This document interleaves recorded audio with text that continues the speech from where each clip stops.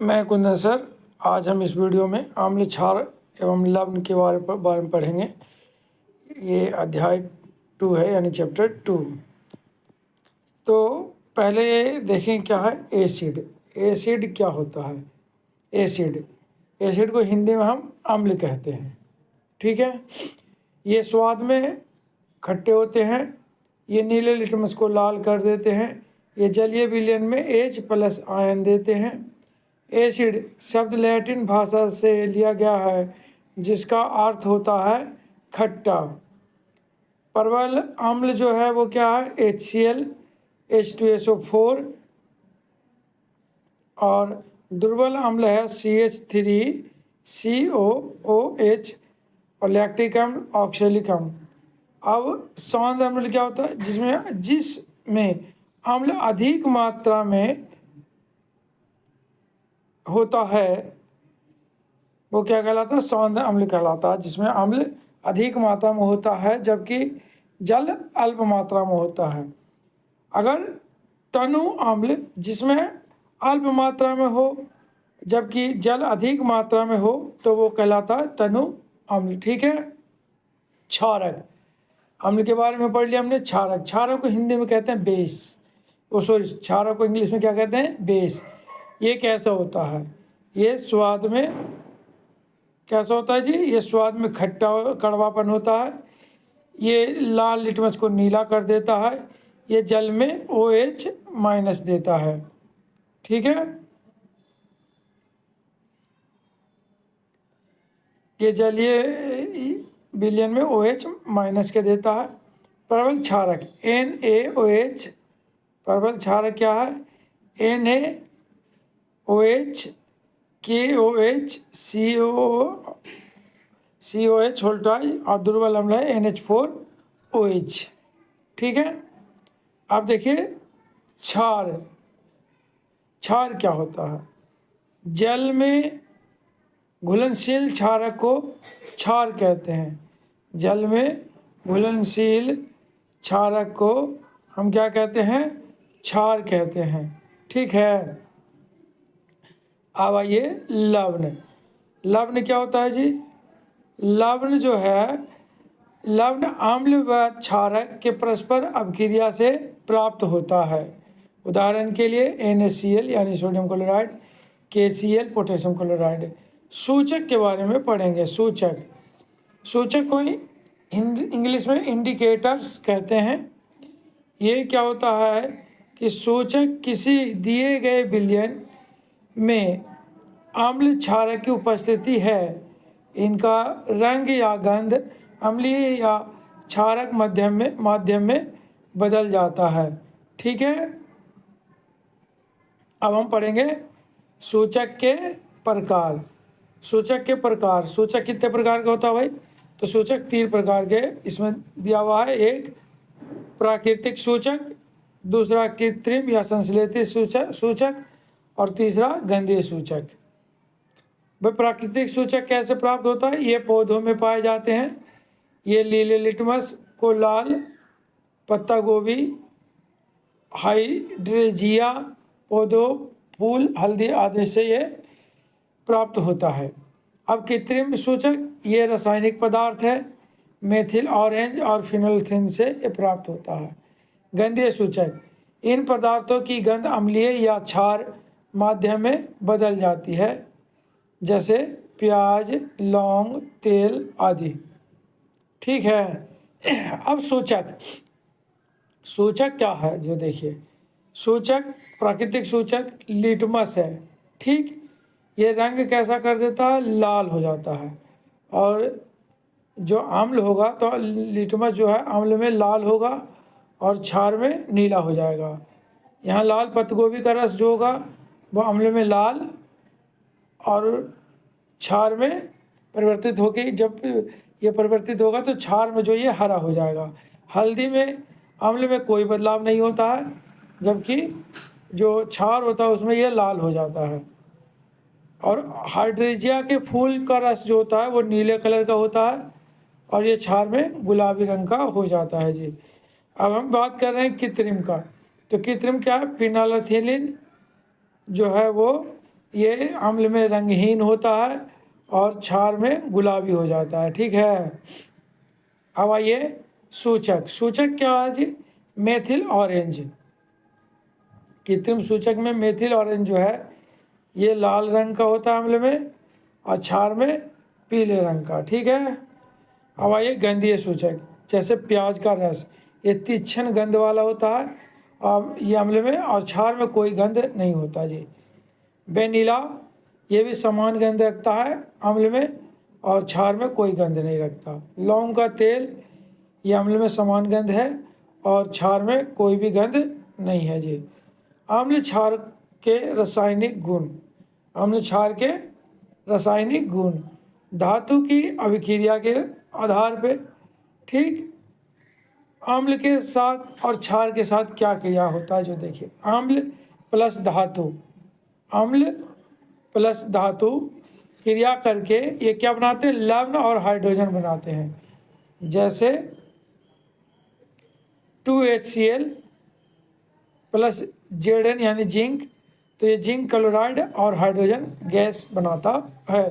ठीक, यहीं पे हम क्षार के साथ बताएं तो क्षार प्लस धातु क्रिया करके लवण और हाइड्रोजन ये बनाती है। जैसे देखिए 2NaOH सोडियम हाइड्रोक्साइड और Zn यानी कि जिंक, ये क्रिया करके सोडियम जिंकेट बनाते हैं। ठीक है, और हाइड्रोजन अलग विक्षेपित करते हैं। एक होता है पॉप टेस्ट। पॉप टेस्ट क्या होता है? हाइड्रोजन गैस से निहित प्रखनली के पास जब एक जलती हुई मोमबत्ती लाई जाती है तो पॉप की ध्वनि उत्पन्न होती है। इसे टेस्ट को हाइड्रोजन की उपस्थिति को दर्शाने के लिए प्रयोग हम करते हैं। ठीक है,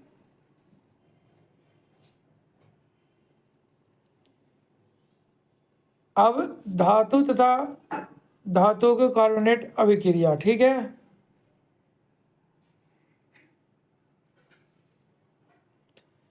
इसमें ये भी दो भाग में होता है, एक अम्ल और दूसरा क्षारक। ठीक, अम्ल क्या होता है? ये धातु कार्बोनेट तथा धातु कार्बोनेट की अभिक्रिया अम्ल के साथ हो तो क्या होगा? अगर अम्ल और धातु कार्बोनेट को मिलाया जाता है तो ये क्या बनाता है? ये बनाता है लवण। ठीक है, और CO2 गैस निकलता है और जल।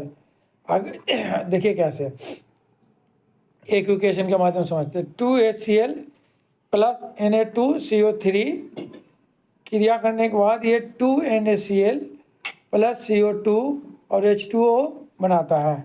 ठीक है, अब अगला अम्ल प्लस धातु बाइकार्बोनेट और लवण प्लस CO2 और जल बनाता है। यानी अम्ल और धातु के जो बाइकार्बोनेट है विक्रिया करके ये लवण और CO2 जल बनाते हैं। ठीक है, जैसे अब हम देखते हैं HCl प्लस NaHCO3 यानी sodium hydrocarbonate plus equal to क्रिया करके NaCl बनाता है और CO2 और H2O जल बनता है। चूने के पानी के साथ इसका अगर हम टेस्ट करें तो क्या होगा? कह रहा है उत्पादित कार्बन डाइऑक्साइड को चूने के पानी से प्रवाहित करने पर पानी दूधिया हो जाता है।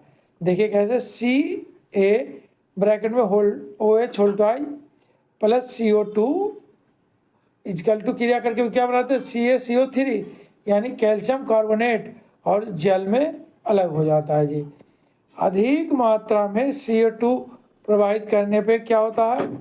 ये CaCO3 यानी कैल्शियम कार्बोनेट जल और कार्बन डाइऑक्साइड से क्रिया करने पे ये CaHCO3 यानी कि ये जल में घुलनशील बनाते हैं। ठीक है, अब हम देखें अम्ल एवं क्षार की परस्पर अभिक्रिया। ठीक है, अम्ल प्लस क्षार क्रिया करके लवण और जल बनाता है। उदासीनीकरण अभिक्रिया क्या होता है भाई? तो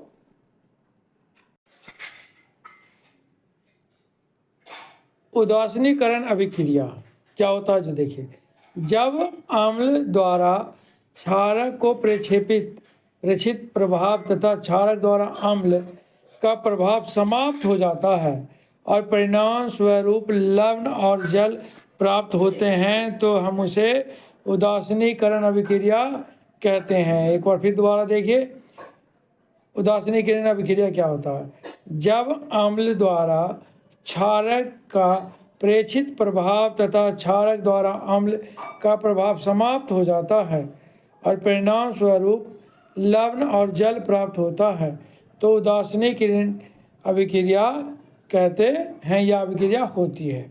उदाहरण के लिए देखिए, NaOH plus HCl equal to, यानी क्रिया करने के बाद NaCl और H2O यानी कि सोडियम क्लोराइड और जल बनाता है।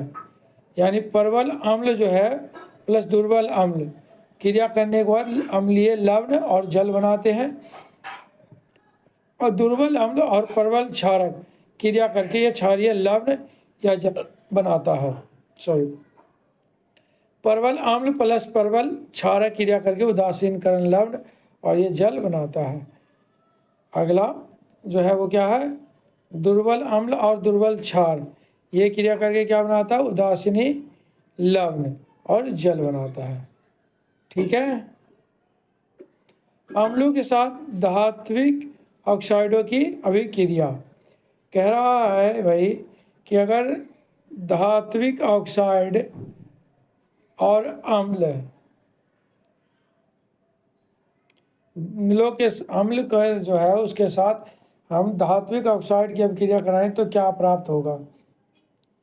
धात्विक ऑक्साइड प्लस अम्ल क्रिया करके ये लवण और जल बनाते हैं। ठीक है।